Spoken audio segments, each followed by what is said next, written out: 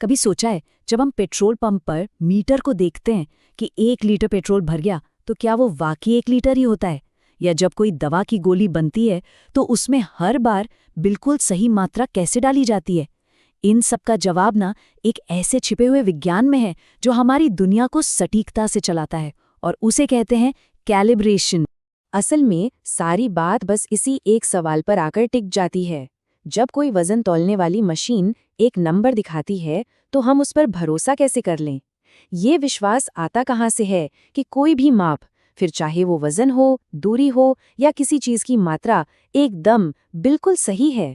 चलिए, रोजमर्रा की जिंदगी से कुछ उदाहरण लेते हैं। पेट्रोल पंप को ही देख लीजिए। वहां कैलिब्रेशन ये पक्का करता है कि हर लीटर के लिए जो पैसे दिए जा रहे हैं वो बिल्कुल सही मात्रा के लिए है, न एक बूंद कम न एक बूंद ज्यादा। और फार्मेसी में तो ये मामला और भी ज्यादा गंभीर हो जाता है। यहाँ पर एकदम सटीक माप ये तय करते हैं कि दवाओं की खुराक सुरक्षित भी हो और असरदार भी। सोचिए, यहाँ जरा सी भी चूक कितनी भारी पड़ सकती है। और जब बात होती है बड़े पैमाने पर यानी ग्लोबल ट्रेड की, तो कैलिब्रेशन ही वो नींव है जिस पर देशों के बीच का भरोसा टिका होता है।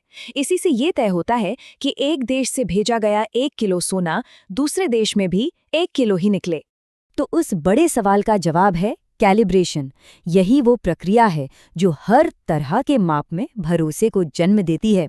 तो चलिए अब जरा गहराई से समझते हैं कि आखिर ये है क्या।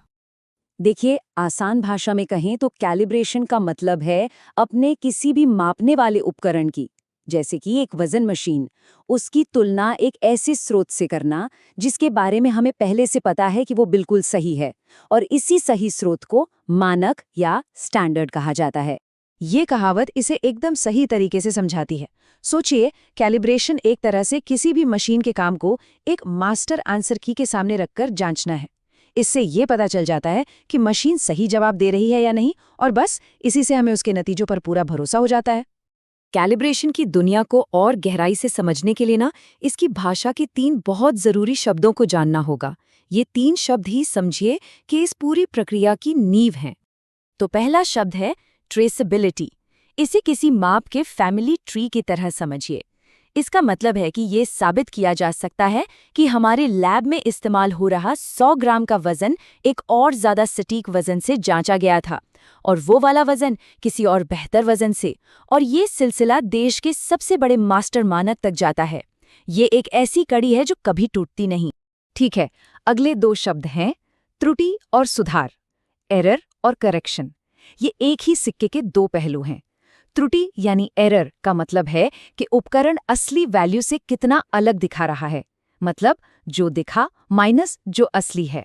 और सुधार यानी करेक्शन, वो ठीक इसका उल्टा है, यानी वो वैल्यू जिसे जोड़ने या घटाने पर नतीजा एकदम सही हो जाएगा। अब सवाल ये उठता है कि कितनी त्रुटि चलेगी? भाई, कोई तो सीमा होगी। इसका जवाब है टॉलरेंस। ये पहले से तय की गई एक लिमिट है। अगर उपकरण की त्रुटि इस लिमिट के अंदर है तो वो पास है, और अगर बाहर है तो वो फेल है और उसे ठीक करने की जरूरत है। चलिए, बहुत हो गई थ्योरी, अब इसे एक्शन में देखते हैं। हम एक आम सी डिजिटल वजन मशीन को कैलिब्रेट करने की पूरी प्रक्रिया को समझेंगे, बिल्कुल स्टेप बाय स्टेप।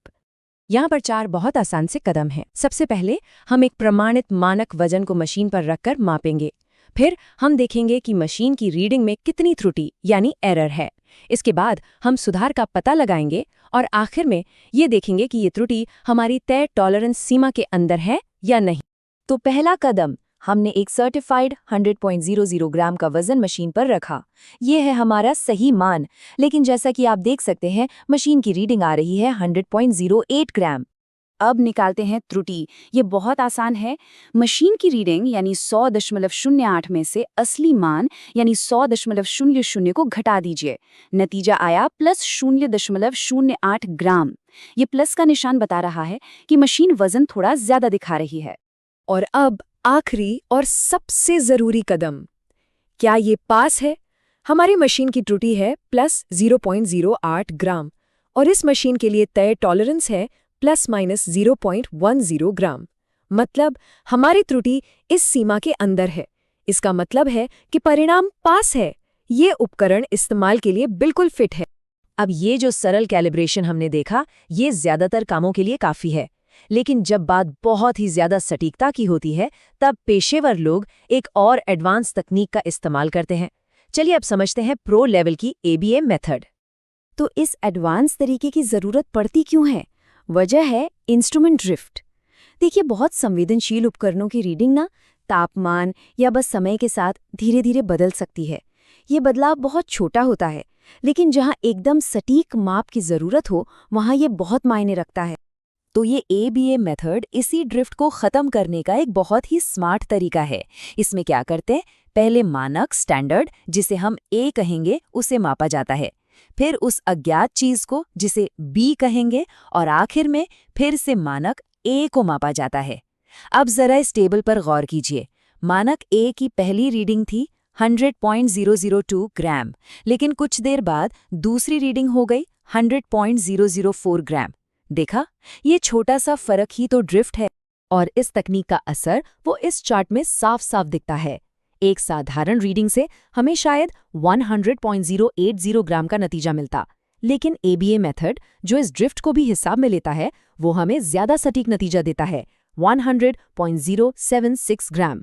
यही है हाई प्रिसिजन की असली ताकत। तो हमने ये तो समझ लिया कि कैलिब्रेशन क्या है और ये कैसे काम करता है, लेकिन अब बात करते हैं उस सबसे जरूरी सवाल की कि आखिर ये इतना जरूरी क्यों है? असल दुनिया में इसका क्या महत्व है? सच तो ये है कि कैलिब्रेशन के बिना हमारी आज की आधुनिक दुनिया की कल्पना भी नहीं की जा सकती। इसी की वजह से वैज्ञानिक रिसर्च को बार बार दोहराया जा सकता है, दवाएं सुरक्षित बनती हैं, व्यापार निष्पक्ष होता है और हमारी गाड़ियों से लेकर हवाई जहाज़ों तक के पुर्जे भरोसेमंद होते हैं। ये हर तरह के डेटा में विश्वास पैदा करता है।